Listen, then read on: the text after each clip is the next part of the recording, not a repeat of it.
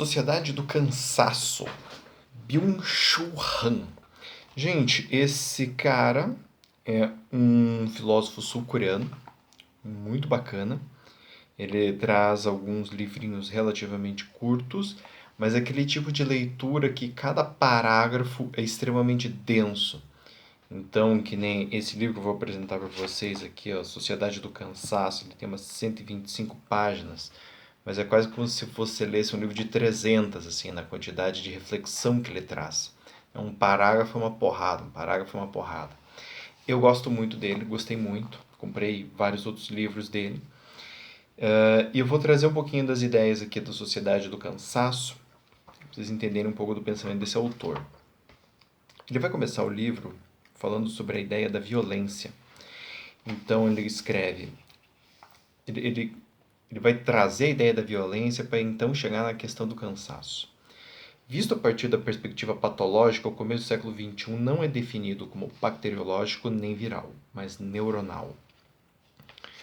Não são infecções, mas infartos provocados não pela negatividade de algo imunologicamente diverso, mas pelo excesso de positividade. O objeto da defesa imunológica é a estranheza como tal. Mesmo que o estranho não tenha nenhuma intenção hostil, mesmo que ele não represente nenhum perigo, é eliminado em virtude de sua alteridade. Mas hoje em dia, em lugar da alteridade, entra em cena a diferença, que não provoca nenhuma reação imunológica. A diferença pós-imunológica, sim, a diferença pós-moderna já não faz adoecer. Em nível imunológico, ela é o mesmo. O estranho cede lugar ao exótico. O turista viaja para visitá-lo. O turista ou consumidor já não é mais um sujeito imunológico. Então, fazendo aqui um início de trabalho, né? Ele fala ainda, a violência da positividade, que resulta da superprodução, superdesempenho, supercomunicação, já não é mais viral. A imunologia não assegura mais nenhum acesso a ela. A rejeição frente ao excesso de positividade não apresenta nenhuma defesa imunológica, mas uma aberração neuronal digestiva, uma rejeição. Então,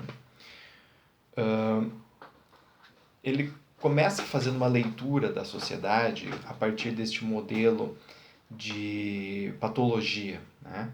Então ele vai tentar analisar, por exemplo, mais tarde ele vai falar sobre a depressão, e ele começa a tentar entender que tipo de sintoma é atacado pelo tipo da comunidade ou da sociedade, da cultura. Então, por exemplo, assim, ele vai entender que antes o pensamento estava voltado a uma ideia imunológica. Nós precisamos detectar aquilo que é inadequado e extirpar aquilo que está inadequado. E ao passar do tempo, ele vai trazer esse novo conceito aí de sociedade viral ou neuronal, no qual acontece o contrário. Então, como antes a alteridade era temida, agora nós vamos ter a positividade como algo negativo. Então, aquilo que é idêntico é o que vai começar a nos causar o nosso próprio dano.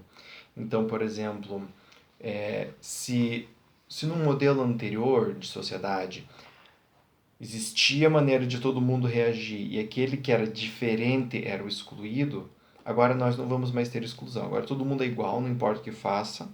E a exclusão ela vai se dar de uma outra maneira que é muito mais sutil e, na minha opinião, muito mais nefasta. Né?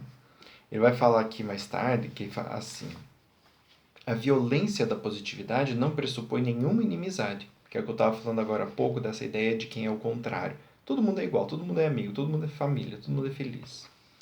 Desenvolve-se precisamente numa sociedade permissiva e pacificada. Por isso ela é mais invisível do que a violência viral. A violência neuronal não parte mais de uma negatividade estranha ao sistema. É antes uma violência sistêmica. Isto é, uma violência inerente ao sistema. Então, quando a gente pensa dentro desse raciocínio do igual e do diferente, o raciocínio daquele diferente era aquilo que vem de fora precisa ser eliminado. No raciocínio do igual, é o contrário. Existe uma violência, existe uma forma de destruição daquilo que está dentro do sistema, e isso é inerente ao sistema. Ou seja, quando a gente está encaminhando para essa sociedade, buscando uma questão igualitária, que dentro dessa percepção dele dá para entender que ele coloca uma questão assim, vamos dizer, excessiva, né? A gente vai criar sistemas violentos para dar suporte para essa própria inclusão, vamos chamar assim, que pretende criar. Ou seja, essa destruição de fronteiras entre o que é externo e o que não é, o que é familiar e o que não é, cria um sistema violento que vai retroalimentar esse próprio sistema. Então, traduzindo, é como se antigamente a gente tivesse a violência da fronteira, o cara quer sair de um país que quer ir para o outro, então tem que passar a fronteira. Aí quebra-se todas as fronteiras. Bom, quebrou todas as fronteiras, aquela violência da fronteira, ela se volta contra o próprio sistema e continua existindo, né? Tanto que ele vai falar aqui, tanto a depressão, o TDAH ou a síndrome de burnout apontam para um excesso de positividade. A síndrome de burnout é uma queima do eu por superaquecimento devido a um excesso de igual. O hiper da hiperatividade não é uma categoria imunológica, representa apenas uma massificação do positivo. Então, por exemplo, no síndrome de burnout, a gente vai ter pessoa que trabalha, até que tenha síndrome de burnout. Ou seja, ele não está lutando contra algo, ele não é mais aquele soldado da Segunda Guerra Mundial numa fronteira, lutando contra o inimigo, e por isso ele tinha o burnout. Ele está lutando a favor do sistema. Ele está dentro daquilo. Ele está tentando ser mais dele mesmo o tempo todo. E justamente por isso ele acaba tendo a síndrome de burnout. É uma questão muito interessante na leitura do Byung-Chul Han, que é exatamente essa questão, né? Ele mostra para nós um outro lado da história, ou melhor dizendo, ele mostra a nossa história a partir dessa perspectiva de que o inimigo agora não está mais fora, o inimigo, entre aspas, está dentro, justamente porque não existe mais a questão do inimigo. Aí ele vai falar assim, a respeito da depressão, né, que eu falei que ele comenta. O que nos torna depressivos seria o imperativo de obedecer apenas a nós mesmos. Para ele, a depressão é a expressão patológica, ele está falando de um autor aqui, acho que é Alan Ehrenberg. Para ele, a depressão é a expressão patológica do fracasso do homem pós-moderno em ser ele mesmo. Mas também pertence à depressão precisamente a carência de vínculos, característica de crescente fragmentação e atomização social.